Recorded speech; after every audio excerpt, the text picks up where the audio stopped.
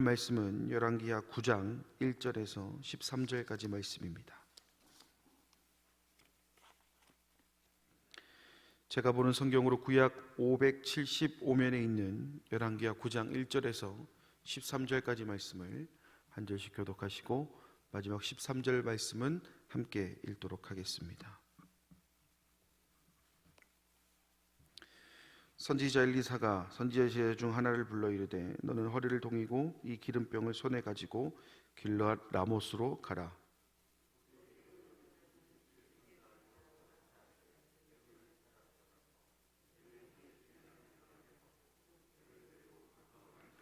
기름병을 가지고 그의 머리에 부으며 이르기를 여호와의 말씀이 내가 내게 기름을 부어 이스라엘 왕으로 삼노라 하셨느니라 하고 곧 문을 열고 도망하되 지체하지 말지니라 하니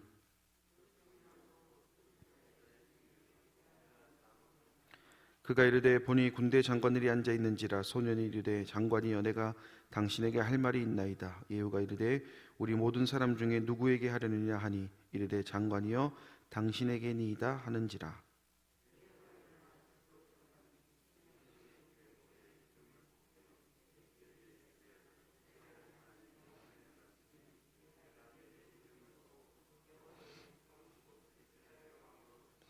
너는 내 주 아합의 집을 치라. 내가 나의 종 곧 선지자들의 피와 여호와의 종들의 피를 이세벨에게 갚아 주리라.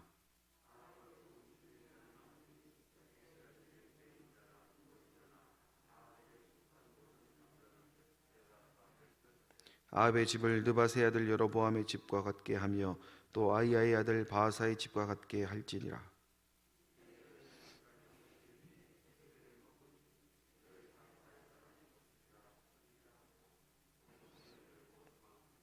예후가 나와서 그의 주인의 신복들에게 이르니 한 사람이 그에게 묻되 평안하냐 그 미친 자가 무슨 까닭으로 그대에게 왔더냐 대답하되 그들이 그 사람과 그가 말한 것을 알리라 하더라.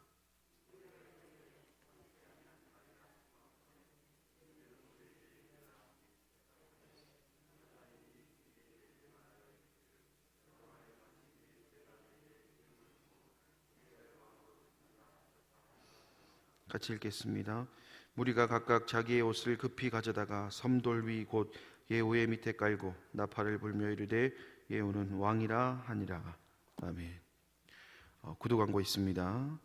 믿음 목장 25구역 김요한 성도님, 유인자 권사님 부군 되시는 우리 김요한 성도님께서 어제 운명하셨습니다. 빈소는 청기야 장례식장 특실 101호고 입관 예배가 오늘 오후 4시에 있습니다. 출발은 오늘 오후 3시 45분에 출발하게 되고요. 자세한 사항은 믿음 목자장인 김승진 목사님에게 문의해 주시길 바랍니다. 함께 나누실 오늘 본문의 말씀은 북이스라엘의 왕 예후의 이야기를 기록하고 있습니다. 3절 말씀을 한번 보겠습니다. 기름병을 가지고 그의 머리에 부으며 이르기를 여호와의 말씀이 내가 내게 기름을 부어 이스라엘 왕으로 삼노라 하셨느니라 하고 곧 문을 열고 도망하되 지체하지 말지니라 하니. 말씀에서 엘리사가 자신의 제자를 부릅니다. 그리고는 길르앗 라못에 가서 여호사밧의 아들 예후를 찾아 그에게 기름을 붓고 하나님께서 그를 이스라엘의 왕으로 삼으심을 전하라라고 말하고 있습니다. 선지자를 통해 이스라엘의 왕이 될 사람에게 기름을 부은다는 것, 이것에는 큰 이견이 없습니다만 문제는 그렇게 기름을 붓고 난 후에 해야 될 행동에 있습니다. 3절 후반부 말씀 보면 이렇게 기록하고 있죠. 곧 문을 열고 도망하되 지체하지 말지니라 하니. 자, 우리가 보통 도망이라는 단어는 어떨 때 씁니까? 그 자리를 회피한다 라는 뜻을 가지고 쓰일 수도 있겠지만 대부분의 경우에는 그곳에 더 머물러서는 안 될 때 우리는 흔히 도망한다라는 표현을 쓰게 됩니다. 그런데 오늘 말씀을 보면 그 선지자의 제자가 하는 행동이 도망해야 할 것이고 지체해서도 안 되는 행동이다라고 말하고 있다라는 것이죠. 여러분 생각해 보십시오. 한 나라의 왕이 될 인물에게 선지자가 기름을 붓는다라는 이 행동이 그곳에 더 머물러서는 안 되는 행동일까라는 질문을 한다면 그렇지 않다라고 대답을 할 것입니다. 한 나라의 왕을 세우기 위한 시작이라는 점에서 함께 축제를 열어도 아무런 어색함이 없는 것이 이 기름 붓는 것인데, 오늘 엘리사는 뭐라고 얘기하고 있냐면 도망하라, 지체하지 말라라고 이야기하고 있다는 것이죠. 그렇다면 엘리사가 이렇게까지 이야기하는 이유는 무엇일까? 우리가 궁금증이 생길 수밖에 없습니다. 결론부터 말씀을 드리자면 그 제자의 역할은 딱 거기까지라는 겁니다. 다시 말해서 하나님의 권능으로, 하나님의 선택으로 진행되어지는 기름 부음에 혹시나 사람의 생각이 더해지면 안 되기 때문에, 그리고 더 나아가서는 이 기름 부음이 마치 상급이나 영광으로 이어질 수 있다는 착각에 빠질 수 있기 때문에 이 사역이 끝나고 나면 도망하고 지체하지 말라라고 엘리사가 이야기했다라는 것이죠. 한마디로 하나님의 도구로 맡은 임무에만 충실하라는 당부를 지금 엘리사가 제자에게 하고 있다라는 겁니다. 그리고 이러한 당부는 오늘을 살아가는 우리에게도 동일하게 주어지는 일이라고 할 수가 있겠습니다.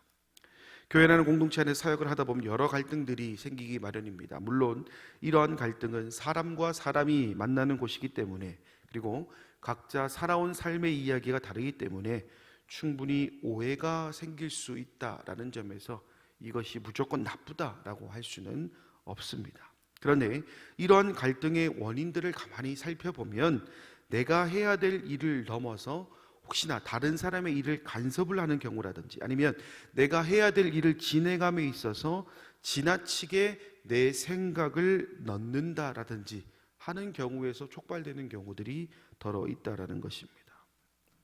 한 가지 한번 예를 들어 볼까요? 누군가에게 부탁을 받고 다른 사람에게 어떤 물건을 전한다라고 가정을 했을 때, 부탁한 사람의 입장에서는 이 물건을 그냥 잘 전해주기만 하면 그냥 깔끔하게 끝나는 것입니다. 그런데 만약에 이 부탁받은 사람이 물건을 전해주면서 무슨 뭐 잘못한 일이 있어서 선물하나 봐요, 또는 무슨 뭐 고마운 일이 있어서 선물하나 봐요, 굳이 부탁하지 않았는데 이런 말을 붙여서 만약에 전달한다라고 가정해 봅시다. 그런데 알고 봤더니 뭐 잘못해서가 아니라, 뭐 이렇게 축하할 일이 아니라 그냥 내가 가지고 있는 것들 중에 좀 남는 게 있어서 전한 것인데, 이 물건을 전달하는 사람이 앞에 그런 이야기들을 붙인다라고 가정했을 때 어떻게 되겠습니까? 선물을 하는 사람의 의도와는 상관없이 선물을 받은 사람의 입장에서는 그 전달자의 이야기를 듣고 고민에 빠지게 됩니다. 이 사람이 나에게 어떤 잘못을 했길래 이런 선물을 줄까? 또는 내가 어떤 좋은 일을 했기에 이 선물을 줄까? 내가 이렇게 선물을 받을 만한 일이 없을 텐데, 뭐 이런 등등의 온갖 생각이 교차하게 되지 않겠습니까? 물론 그렇게 생각을 깊게 해도 별다른 생각이 나지 않는다면 뭐 그냥 넘어갈 수도 있겠지만, 만약에 갑자기 한 10년 전쯤에 서운하게 했던 일이 만약에 생각이 난다, 근데 따로 막 사과를 받지 못한 일이 생각이 난다면 여러분 어떻게 되겠습니까? 그때부터는 다 잊었던 일에 대한 서운함이 밀려오기 시작합니다. 그리고는 사과의 규모를 따지지 않고 뭐 이런 걸로 사과가 되겠어? 또 다른 분쟁이 촉발되지 않겠습니까? 물론 이런 일이 실제로 있었다라는 것을 이야기하는 것이 아닙니다. 결국 무엇이냐면 하지 않아도 될 말을 하게 됨으로 인해서 만나지 않아도 될 분쟁을 만날 가능성이 우리 주변에 너무나도 많다라는 겁니다. 다시 본문으로 돌아와 보겠습니다.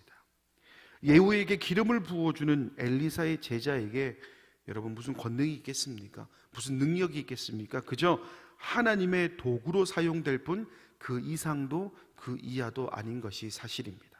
그런데 기름 부은 예후가 만약에 갑자기 너무 막 감동을 받은 거예요. 그래서 내가 무엇을 해야 되겠습니까? 라고 이 제자에게 질문이라도 하게 된다면 선지자 제자 입장에서 그냥 가만히 있기에는 좀 뭔가 어색한 것이 사실일 겁니다. 그런다고 말을 하지 않으면 뭔가 자신의 권위가 좀 떨어질 것 같은 그런 생각이 들지 않겠습니까? 그러다 보면 의도치 않게 그 의미를 퇴색시켜 버릴 수도 있습니다. 하나님이 기름 부어 세움에 있어서 다른 이유가 있을 것인데 그 의도를 생각하지 못하고 그냥 생각나는 대로 막 얘기하다 보면 또 원하지 않는 결과로 이어지게 될 수 있었다라는 것이죠. 사랑하는 여러분, 오늘 본문의 말씀이 우리에게 주는 교훈은 다른 것이 아닙니다. 하나님의 일을 감당함에 있어서 또는 우리가 감당해야 되는 일에 있어서 정해진 선이 있고 우리는 그 선을 지켜야 된다는 것이죠. 한 가지 예를 더 들어볼까요? 만약에 아담과 하와가 하나님께서 정해놓으신 그 마지노선 곧 선악과를 먹지 않았다면 어떻게 되었을까요? 만약 요나가 하나님의 말씀을 듣고 하나님이 정하신 마지노선 그것을 지키기 위해 단번에 니느웨로 갔다면 여러분 어떻게 되었을까요? 만약 가룟 유다가 마지막 마지노선을 지킨다라는 심정으로 예수님을 은 30냥에 팔지 않았다면 여러분 어떻게 되었을까요? 결국 이러한 일들의 원인, 안타까운 결과를 맞이하게 된 이유는 하나님의 사람으로서 지켜야 될 선을 지키지 않았기 때문입니다. 자신의 판단에 근거하여 넘지 말아야 될 선을 넘었다라는 것에서 문제가 발생했다라는 것이죠. 우리도 마찬가지입니다. 하나님의 일은 우리가 판단하거나 우리가 그 경계, 그 마지노선을 결정해서는 안 됩니다. 가까운 예로 사도 바울의 이야기를 한번 들어볼까요? 그가 말씀을 전하기 위해 선택했던 목적지는 아시아였습니다. 하지만 성령님께서 아시아에게서 말씀을 전하지 못하게 하였고 밤의 환상을 통해 마게도냐 사람의 요청을 듣게 되었을 때에 그는 주저하지 않고 목적지를 바꿨습니다. 왜 그렇습니까? 하나님의 정하신 그 일이 있었음을 믿었기 때문에 하나님이 정해놓은 마지노선이 내가 아시아를 가는 것이 아니라 마게도냐로 가는 것이구나, 이것을 믿었기 때문 아니겠습니까?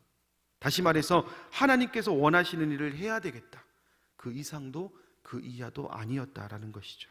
사도 바울의 존재 이유는 어디까지나 하나님을 위해서였기 때문에 그의 선택은 주저함이 없었습니다. 그리고 오늘 이러한 선택에 주저함이 없는 모습은 우리에게도 동일하게 요구되어지는 부분입니다. 하나님의 일을 함에 있어서 때로는 내 생각이 조금 더 좋아 보일 수 있습니다. 나의 선택이 어쩌면 조금 더 나은 결과를 나타낼 것만 같은 생각이 들 때가 분명히 있을 것입니다. 하지만 우리는 그런 생각이 들 때마다 꼭 기억해야 됩니다. 내 생각은 결코 하나님의 생각을 넘지 못한다라는 것.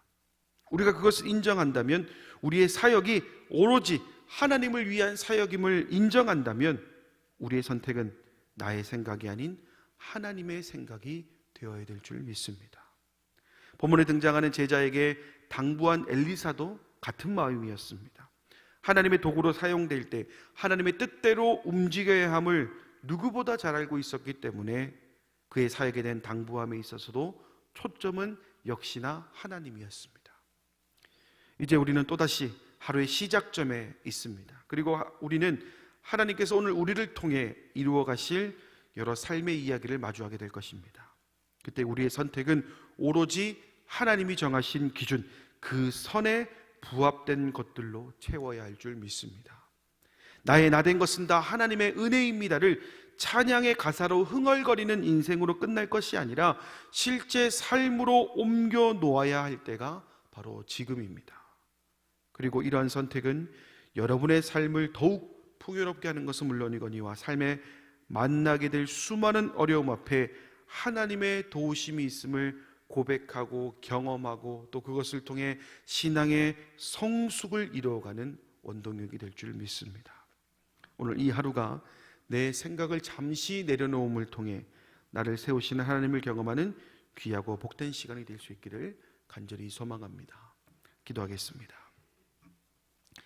자비로우신 아버지 하나님, 오늘 말씀에서 주님은 하나님의 도구는 그저 하나님께서 사용하시기 좋은, 그립감 좋은 도구로서의 역할을 감당해야 됨을 보게 됩니다. 오늘 엘리사가 제자에게 당부했던, 도망하되 지체하지 말라고 했던 것 역시 하나님의 그 생각이, 하나님의 사역이 다른 것들 때문에 오염되는 것을 원하지 않았고 또 그것이 하나님의 뜻임을 믿음으로 고백했기 때문에 할 수 있었던 당부였는 줄 믿습니다. 살아가다 보면 내 생각이 좀 더 좋아 보이고 내 생각이 더 나은 결과를 낳을 것 같다라는 생각이 들 수도 있겠지만 결국 우리의 선택은 어제나 오늘이나 내일이나 하나님이어야 될 줄 믿습니다. 우리는 하나님의 사람이기 때문입니다. 주님, 오늘 이 새벽을 깨우며 주님께만 소망이 있음을 고백하는 우리 가자 공동체 모든 성도들을 한 사람 한 사람이 내 생각으로 살아가는 것이 아니라 하나님의 생각으로 살아감을 통해 하나님이 예비하신 그 은혜의 자리로 나아가는데 부족함이 없도록 인도하여 주시옵소서. 오늘도 삶의 여러 가지 이야기들을 만나게 됩니다. 그 속에서 내 생각에 집중하기보다는 조금 더 하나님께 나아가는 삶을 선택함을 통해 오늘도 역시나 내 삶의 모든 이야기들을 하나님께 올려드릴 수 있는 우리 가자 공동체 모든 성도들의 삶이 될 수 있도록 인도하여 주시옵소서. 모든 말씀 예수님의 이름으로 기도드립니다. 아멘.